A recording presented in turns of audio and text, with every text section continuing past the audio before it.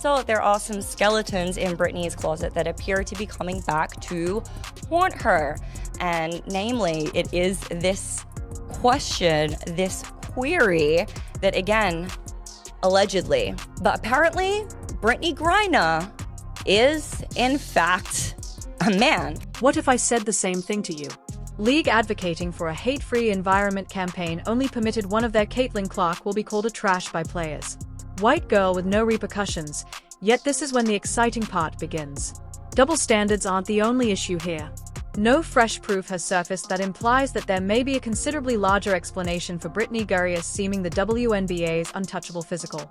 Evidence of the failure of AI detection stories from those who know her best and the total absence of a league accountability all indicate something. The WNBA fervently hopes to maintain buried, and now that it's all coming to the surface, Brittney Griner is enraged because she is receiving exposed. If you insist on openness, then below, leave a comment to safeguard Caitlin Clark. Come on, let's go. She's the Rookie of the Year. She's 4th in the league in MVP voting. Caitlin Clark is an absolute all-star. She is the Michael Jordan of this. This is the girl that girls have been waiting for forever. Caitlin Clark is a rising star in women's basketball. She's pulling in crazy viewership numbers. Caitlin Clark is the needle mover. She is the needle mover. She is the franchise player. And she was the MVP. She is the main draw. She wasn't the one who was full sprinting down the court. She's my role model. I really look up to her. Why do you like Caitlin? And she's so good at basketball. Because she's that awesome person and she has like a lot of aura, so like... You know what? Why women's basketball is so interesting. The level playing field makes it possible for pure talent and cunning to come through. Observing these athletes compete. Talent is being assessed against ability rather than biology versus biology. That's what women's sports are all about. Classifications initially. Making biology official reality, keeping men out of women's sports, and that one is particularly important. Let's be honest. Regarding the science that underlies this, mankind have substantial physical benefits that accompany far more than most people understand. We are discussing a 12% increase in lung, 40% increased upper body strength is possible, and a much higher bone density, greater overall than the typical male is 5 feet 9 inches, although the typical woman is 5 feet 4 inches. However, that disparity in height turns into enormous when reach is taken into account. Total athletic power and vertical leap. The range of testosterone levels in men is 15 to 20 times greater than the direct, promoting the growth of muscles and red blood development of cells that results in exceptional athletic ability. This is greatly increased when we discuss elite women and men athletes. But you know who does care? The women who trained their entire life at a very high level to be able to get a seat at the table, and to have that taken away by a man, and to even entertain these leftist rebuttals that it is in any way, shape, or form fair for men to compete in women's sports. These are not tiny disparities that we can disregard because they are the precise rationale for our distinct women's sports categories. That a men's high school team wouldn't be pitted in opposition to NBA players and consider it fair competition. The same reasoning holds true for sports and biological sex. It is not fair to have men competing against women. And for that reason, honestly, I would love to see some type of an official investigation on Brittney Griner. However, something has been going on all across several sports that we've witnessed recently. Basketball players, boxers, runners, and swimmers, athletes whose biological advantages have caused significant controversies, and fans are posing challenging inquiries regarding transparency. Athletes are requesting that fair competition is the cornerstone of the foundational idea of women's sports is being examined. And we're currently witnessing this particular circumstance occurs in the WNBA with inquiries about one certain player. Occasionally, the most illuminating proof originates from the most unexpected locations, such as Instagram tale or a remark made by someone near you that was intended to vanish. Brittney Griner shared her Instagram story featured a topless picture. Nothing out of the ordinary, right? Athletes share pictures from your workout and informal content constantly, but this is what caught Instagram's AI has everyone's interest. Detecting system that was especially created to recognize and automatically flag female nudity totally disregarded the post. Flag you, Brittney. Let me see something real quick. Brick, thank you. Get the hell out of here, yo. Jab stepping, just a brick. Swing and a miss. Oh!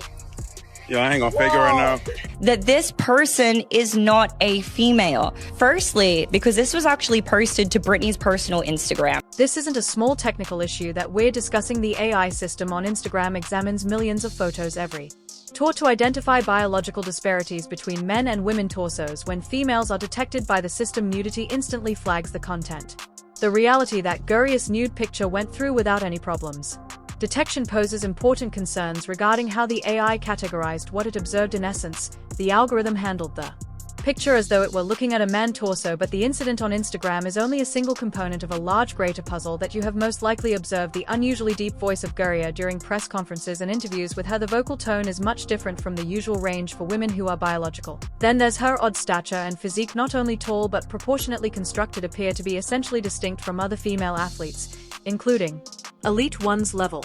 That this person is not a female. Firstly, because this was actually posted to Brittney's personal Instagram. And when it comes to Instagram, they use a combination of like AI detection and plus manual surveyors, but specifically the AI detection to make sure that no explicit content ends up on the platform. So clearly whatever AI detection system was used when Brittney posted this and it stayed up for 106 weeks was not like, oh, this is a bare female chest, we have to take this down. It obviously assumed that Brittney was male. This is something. Additional topics that have been subtly touched in some circles. The total lack of Griner's chest has obvious surgical scars. Region: suppose someone has experienced top removal of breast tissue through surgery, which is typical in some transitions procedures that would normally be visible scarring. Healthcare providers and astute enthusiasts have pointed out this lack, incorporating an additional layer into the expanding conjecture. Among those who have engaged Griner in a variety of contexts have discussed anecdotal findings that support these health issues. Hotel employees, flight attendants, and other employees in the service sector have made remarks regarding exchanges that appeared to uncommon or surprising. These people accounts by themselves might not imply much, but they are beginning to establish a pattern.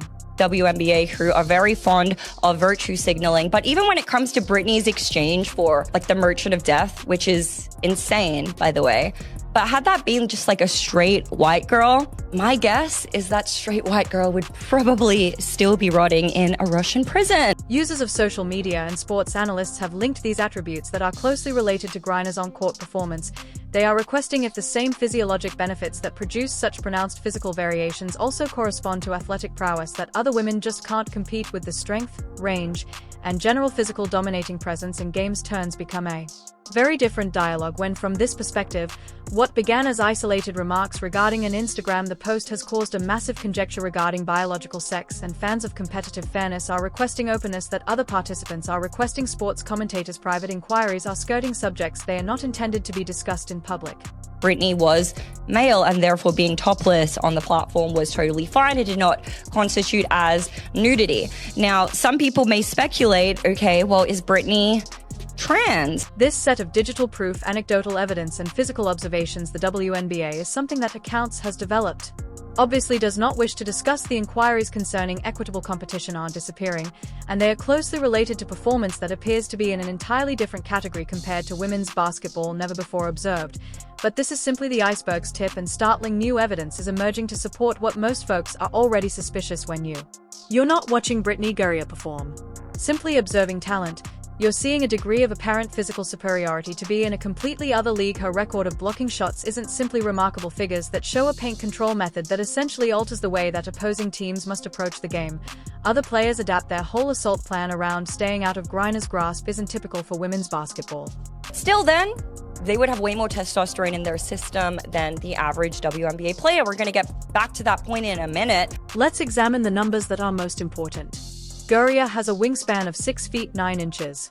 It surpasses other top WNBA players in size. When comparing her physical dimensions to a person such as Ale Wilson, regarded as one of the league's most powerful athletes in the gap, standing 6 feet 4 inches becomes clear. But height isn't the only thing we are discussing. Guria's shoulder, overall frame, hand size, and width produce benefits that other women cannot be matched by skill or training. Development. This is the point at which incredibly fascinating throughout. Griner's reports of detention in Russia at first retained the place of her incarceration. Fully concealed, the absence of it was unusually transparent for such a high-profile lawsuit ultimately led to her attorney stated that she was detained at Mordovia's IK2. said to as a prison colony for women, but that poses important queries regarding the earliest concealment about her positioning. There was some speculation that Brittney Griner was actually put in a male prison.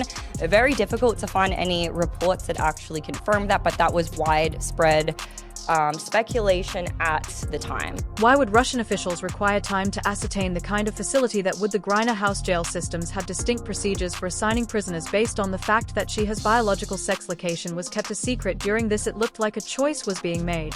Implies that Russian authorities had access to records or data that the public has never witnessed what they knew. It affected their choice of facility. You must question what official documents Russian officials examined during those pivotal early years of her life. These decisions are not made in custody. Casually in prison systems abroad, there are standard medical assessment procedures and criteria for documents that ascertain the delayed placement reporting, and the initial lack of information on her location indicates issues that wouldn't exist in a normal situation. Some, in fact, reports indicated that she was held in an institution for men. And let's remember the Brittney's mother story.